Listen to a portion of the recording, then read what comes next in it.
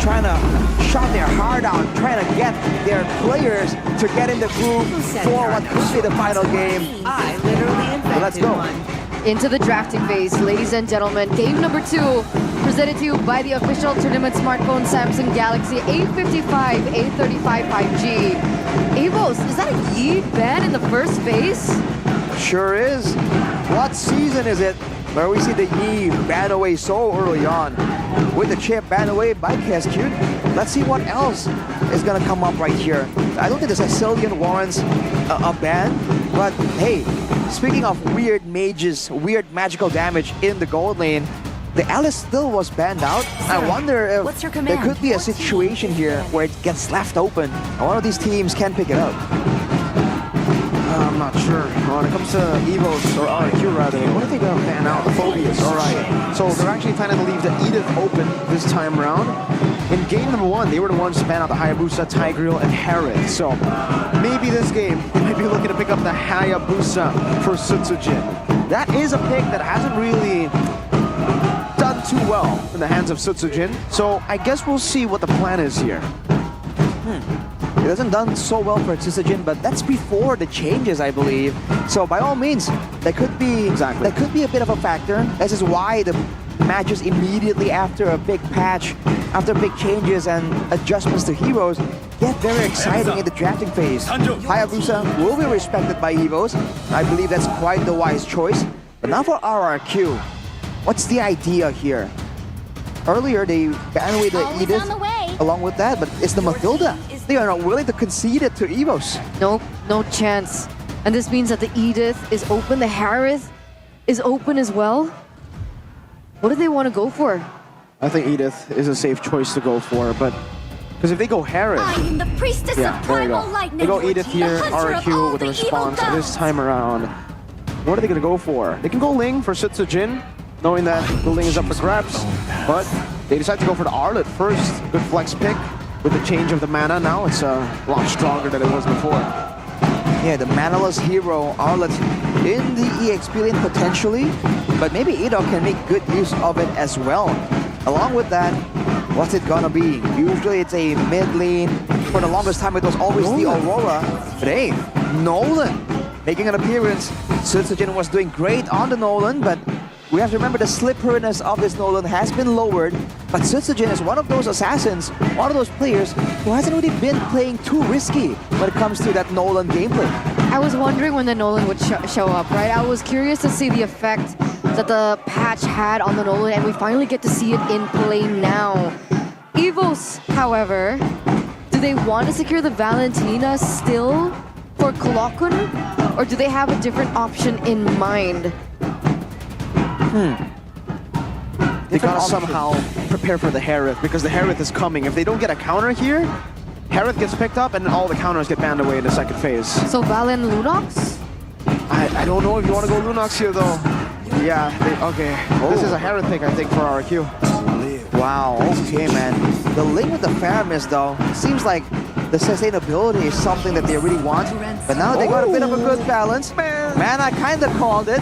But wow, Alice in the first phase. Oh, man. They've secured a physical damage source in the jungle as well. So this is a well-balanced pick. And they ban away the Lunox. What do you think about this Alice going into a lineup that has the Faramis, though? It's good.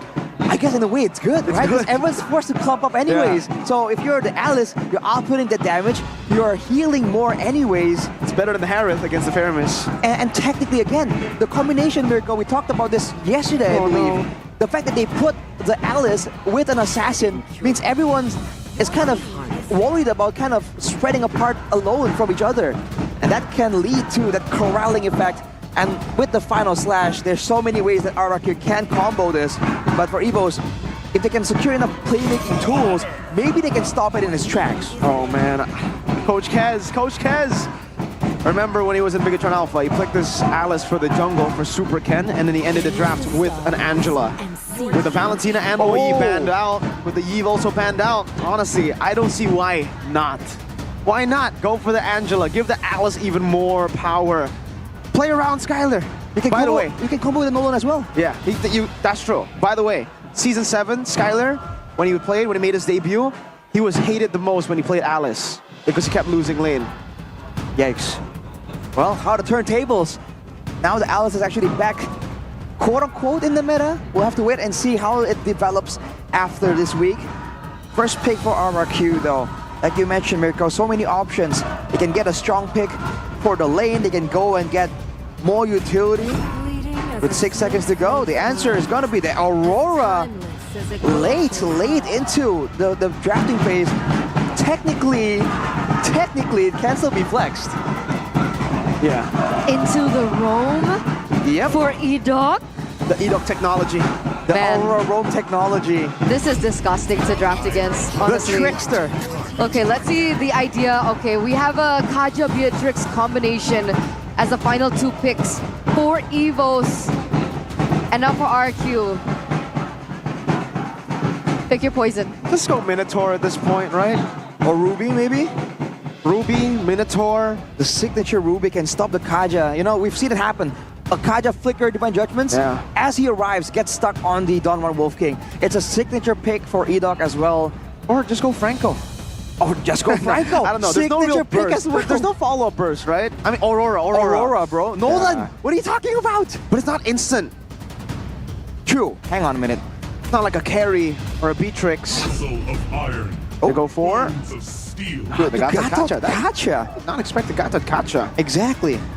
You have to expect the unexpected when Coach Kaz is in the building. I don't know. What is a Gatot for? To actually Beatrix? drop on top of the Nether Realm? Yeah. Maybe. The taunt also stops the Kaja. If you go Divine Judgment, you get taunted, you can't move. Oh, you're right. And in the early game, maybe they were concerned about not matching the aggression coming in from the Ling, from the Faramis, you know, in the mid lane. The Gatot almost guarantees that in that roll 1v1, you have a bit more to say about how things go. Because again, the passive, right? It gives you damage, reduction, and also sustain. I love it. Once I love again, it. Look, the lineup rating favors Evos, but Both we games, we all know. know that is not how, you know, it's not on paper, right? The games are played in the land of dawn. Why people would say that's cap. It's cap. Omawa has learned that slang from us as well.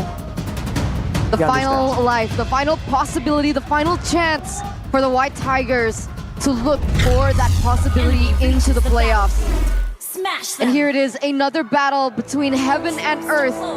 Can Evos survive and withstand the pressure of the Welcome kingdom to Mobile to Legends. force this to a game number 3? Oh, look at that early pressure from Edok and Renz. Yikes, man.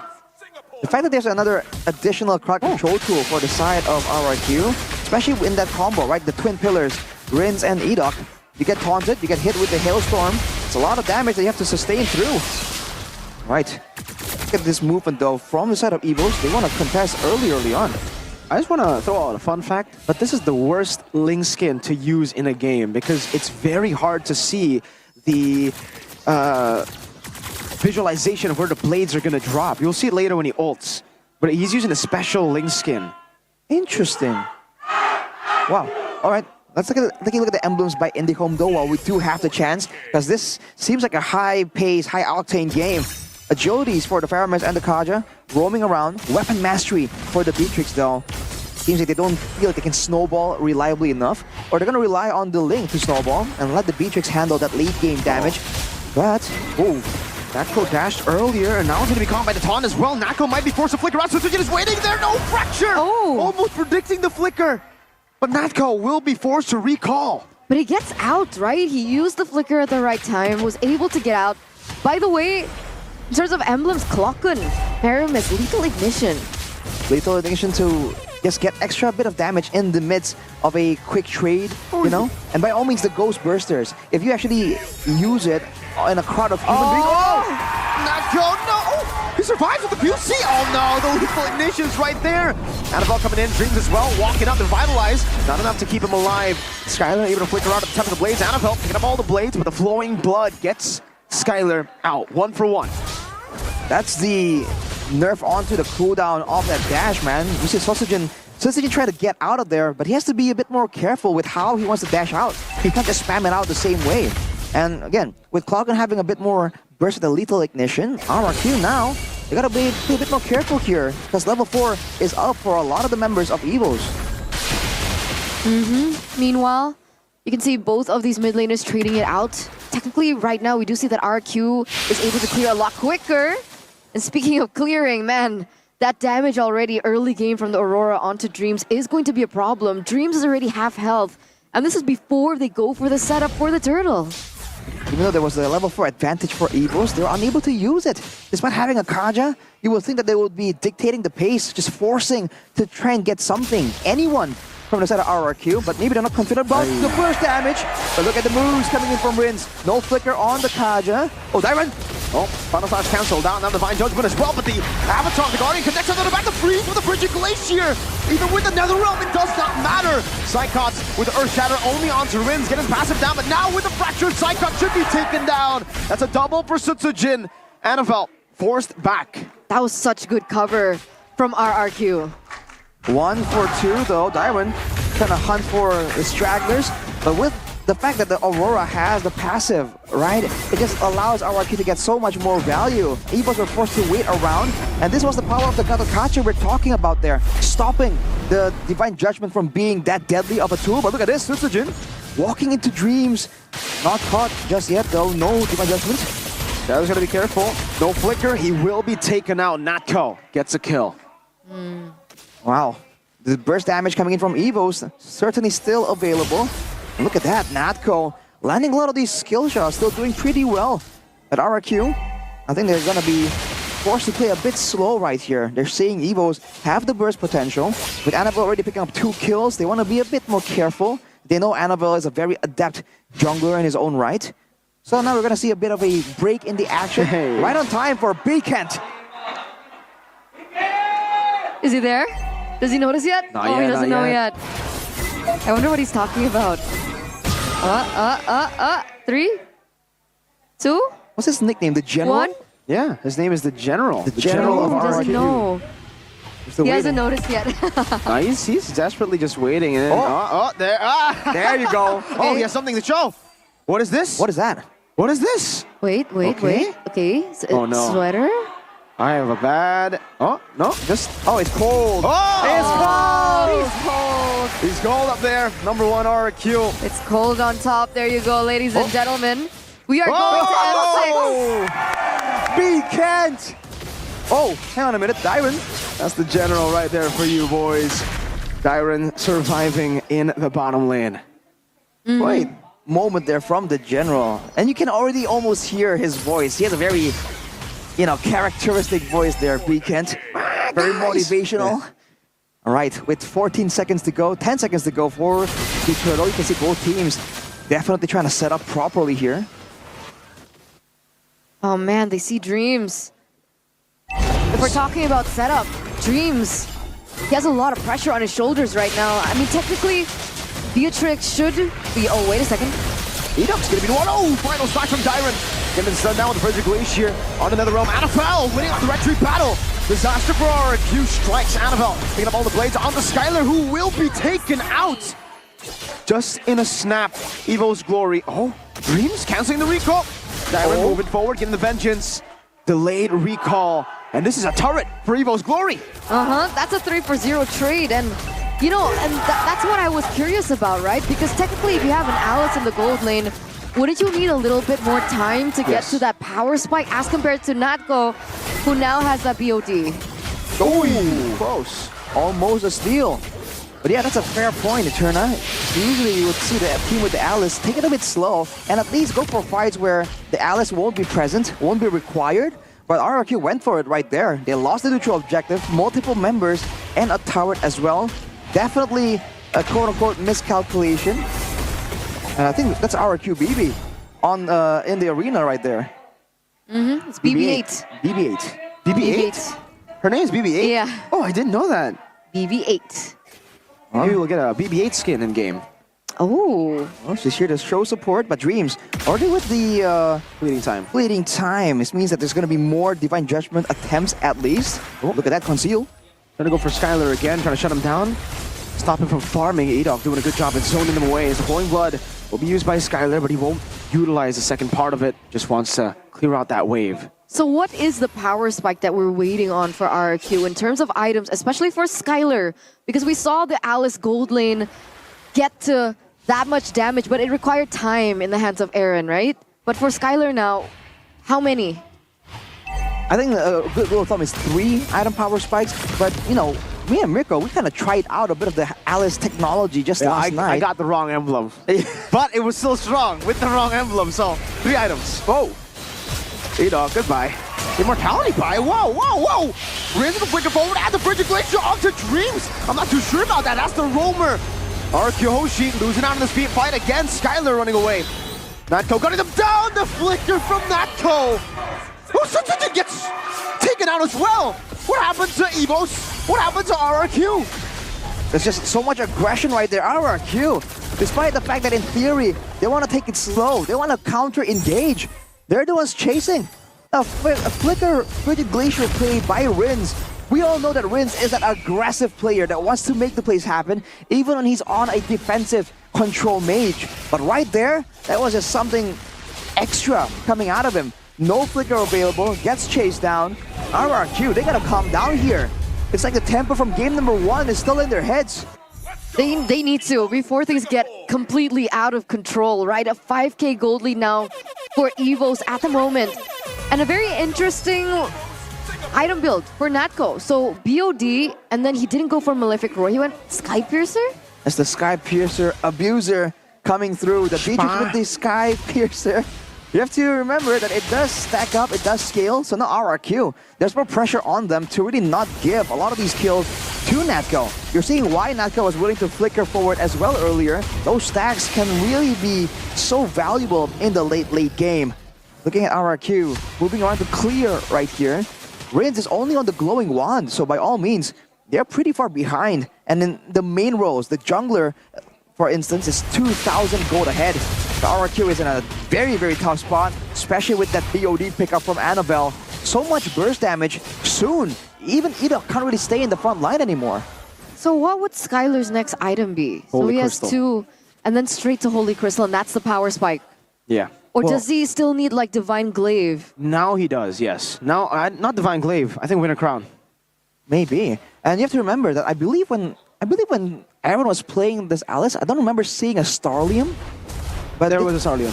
Was it Starlium? Yeah. Okay, well, means that there's going to be more emphasis in actually getting some more of those basic attacks to proc the true damage. So as long as there's a healthy amount of magic damage available for this Alice, it's going to be a lot of healing available. And maybe that could be the extra plan later on, right? Make sure that Skylar in the front line can help out with Edok and be an extra front line technically, all things considered. But for now, with a 6,000 gold deficit, I think it's a great time for RRQ to actually have some moments like this, and they're very careful with the opening of the map here. Rin spamming out those hailstorms, knowing that it's on short cooldown, making sure that Evos has no chance to snowball even further. Slow build. But Evos won it slow with a goal lead like this. Hey! Oh, there's hey, R7. Oh, it's a legend! That's an Mr. intense, Chip 7. an intense expression right there. Chip 7 in the building. I wonder if he can shortcut to the MPL Arena. Oh, be a cool moment. I want to see the moment he realizes. And we're waiting. Oh, there it is. Oh, the timing's all. Sorry, R7. Dream just got taken. Oh, okay, maybe with him, RRQ's got a big avatar. R7 shows up and suddenly RRQ want to go for the fight. Annabelle, no time to play. It's Edot with Revitalize, unable to survive. Rins with the flicker forward. Now it's Psychons punishing Sutsujin. Skylar getting some HP back, flickering out to safety. Tyrant able to escape. Natko actually burns Flicker as well to get that final kill onto Skylar, but Skylar was still able to get out of that. But that's a 1-for-2 trade, again in favor of the White Tigers. Arashi, this should be a better setup for the White Tigers to get this Lord. Absolutely. At this point, I'm not sure if it's even possible for RRQ to try and go in like this. Psychot is out-tanking and out-damaging the members of RRQ. The gold deficit has increased now to 8,000. RRQ on the back foot, now attempting to kind of defend. In theory, with the Aurora, AoE, and control and zoning, and with the final slash threat looming around the corner, RRQ can kind of play this out, play it kind of safe. Because even if Evos want to try and get a play, the best they can do is go for a pick-off attempt with the Kaja. Because if they go in and dive with the Netherrealm, as a lot of teams do with that Faramis, they're liable to just getting completely bursted down with the AoE. Now taking a look at some more of the items. Endless Battle completed for Annabelle. So more burst damage. And with the Thunderbolt, Radiant Armor, and a Dreadnought for Psychots, he can just stay in the front, no problem at all. But with that Sea Halberd available for Sutsujin, maybe that tankiness can be mitigated quite a bit. Is Natko on the way to Haas Boss, by the way? I think he is. Vampire Mallet? Or a Wind of Nature, but that would not make that much sense against this magic comp. Yeah. I think it might be just the Haas Claws. Uh-oh. Could be used against Sutsujin, technically. But What? okay. Heptases and then Rose Gold then, maybe. He wants that extra burst damage, definitely. Because that snipe coming through. The Sniper Elite. It doesn't land though. RRQ has defended from the waves. But this is just the beginning of their problems. 8,000 gold behind. Wishing Lantern on the Faramis. That's a new one. I haven't seen that one in a while. Yeah, me neither. There a 9,000 were gold lead, though. changes to the Wishing Lantern though, right? Yep. It doesn't give you as much mana any longer. But it still does a ton of damage. Max HP damage, 10% if I'm not mistaken.